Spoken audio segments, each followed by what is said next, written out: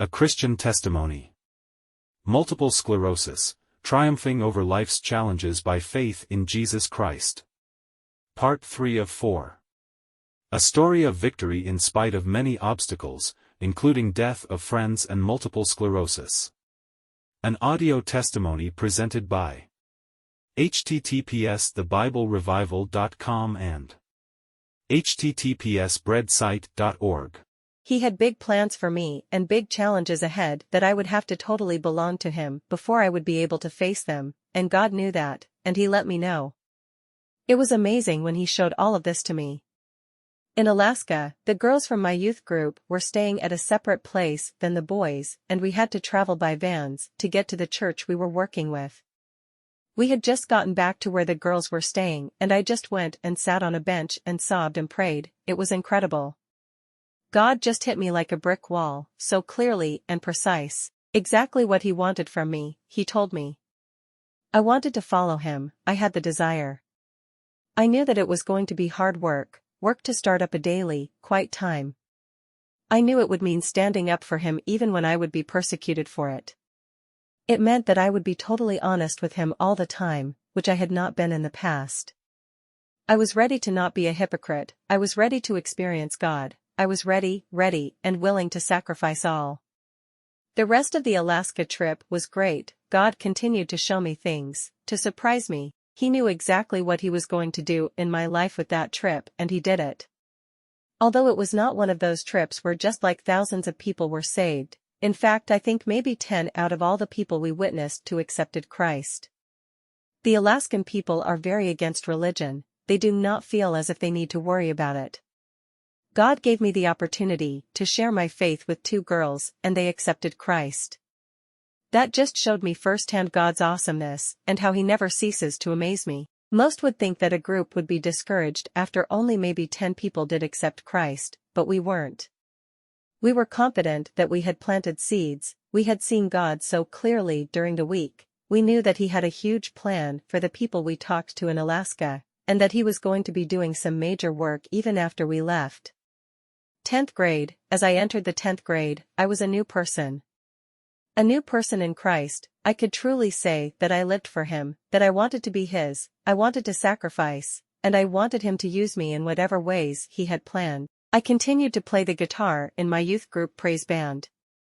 It was so awesome. Every time I get on stage to lead worship, God just moves through me, whether the people in the audience choose to feel him or not. It's amazing how I've given that gift that he gave me back to him and what he has done with it. God will play through me. At times I don't even know what I'm playing or singing or praying aloud. God takes over, which is good 'cause I'd probably get really nervous and freak out or something. The first semester of 10th grade was just an amazing growth period for my walk with Christ. Of course, it was not as easy as it was on the Alaska trip, or even during the summer, but I found that spending time in God's presence was something that I could not live without. I can say that I fell in love with God, and that I felt God's love. I wanted to stand up for him, I wanted to worship him and grow and talk to him. This wasn't stuff that I had or needed to do anymore, I wanted to. December 26, 2001, the start of a long journey. The day after Christmas, I was at my grandmother's house. When I woke up, the vision of my right eye was messed up. The bottom half of it was very unfocused, blurry. I was as if I didn't have my contacts in, but I did. I just couldn't see anything, it was very weird. I told my mom about it, and when we got back to Gainesville, we went to see my eye doctor.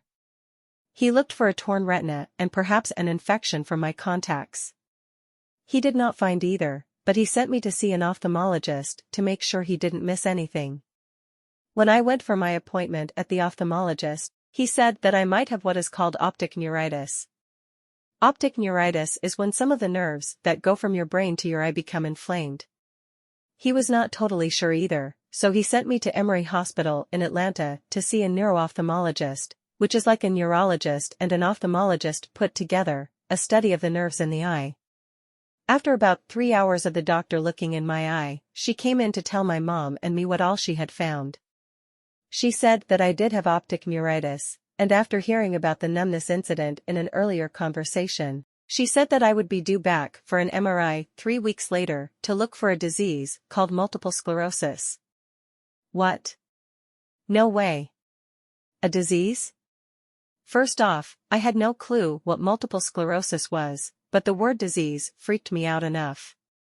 Also, I remembered how relieved my mom was when the doctors ruled out MS with the time when my arm was numb. I can remember the look on my mom's face when the doctor told us that they would be looking for MS. She looked so frightened, which made me scared too. I didn't know what to think. Was I going to die? Will I become disabled? Why me, oh God? Why me? I was scared, so scared. One of the things I remember that the doctor said was, "There is no cure for MS, but what? No cure? If I have this disease, I will never be cured?" I was so confused, I had no clue what was being discussed. Should I be scared, or is it going to be okay? This won't kill me, will it? It's amazing how I went from being a fine healthy person to being faced with an incurable disease. After the initial shock of things, we started to educate ourselves about the disease. It is a disease when your immune system attacks your nervous system, and there are many kinds of it too.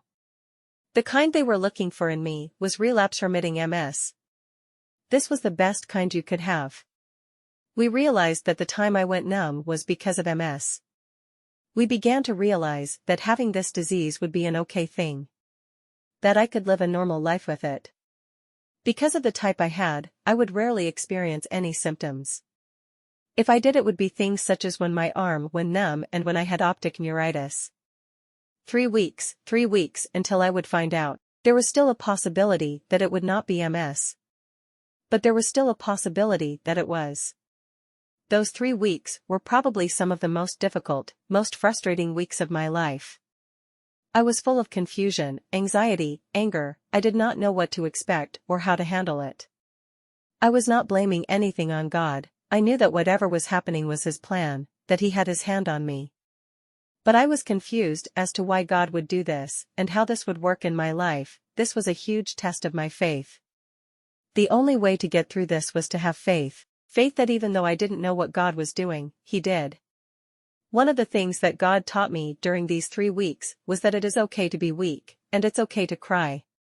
I was trying to be strong and act like I wasn't being affected by any of the news, but I couldn't. I cried out to God for strength. I pleaded with Him to just take my place, to take the pain so I would not have to. I didn't want to be strong anymore, and I thought that was wrong, but I realized that God wants to be our strength in weakness. He wants us to totally rely on Him for everything. So many nights I just cried and just asked God to take over for me, so that I could sit back and be weak. The Lord did, and through this, the Lord has taught me how to be stronger in Him. Without God's strength, I would have fallen apart. When my family and I first learned of the possibility of MS, we were not very educated on the disease. We spent those 3 weeks educating ourselves, reading about it online, talking to doctors. As we learned more and more, we learned that the disease would not really affect my daily life. We learned about very promising treatments to put the disease in remission, and research that could very well come up with a cure within as soon as 10 years. All of this good news calmed our minds. At least my parents' minds, I know. Mine, on the other hand, I had a peace that everything would work out under God's provision, but the question, why me, why do I have to struggle though, this remained in my head. I wanted an easy road. I did not want to struggle anymore. I did not want to have my faith tested, but I learned that the testing of my faith was the best way for me to grow. After about 2 weeks into the 3-week span of not knowing, I realized that I had to give the situation fully to God. God had already given me a peace, now I had to give Him my faith. There was no way to know what the MRI was going to say. It could go either way. There was no favor towards either side.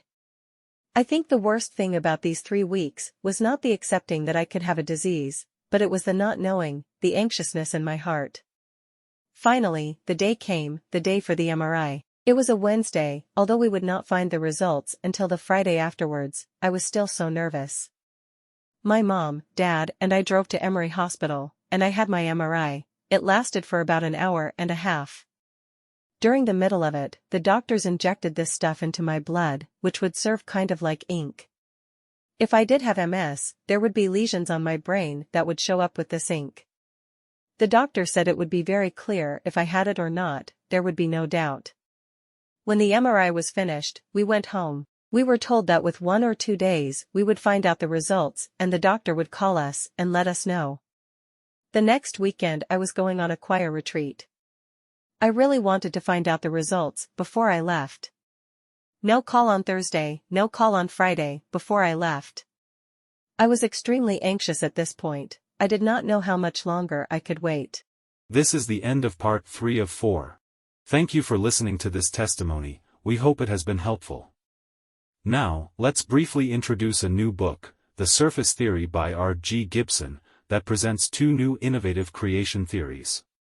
Born from personal revelation and years of research, these 2 theories emerged from previously overlooked key words, offering profound new insights into Genesis. This book also unveils new scientific discoveries related to this topic. Prepare for a paradigm shift that makes Genesis logical, dissolving the previous barriers between faith and science. Find the key to these mysteries and many more within the pages of The Surface Theory by R.G. Gibson, available on Amazon.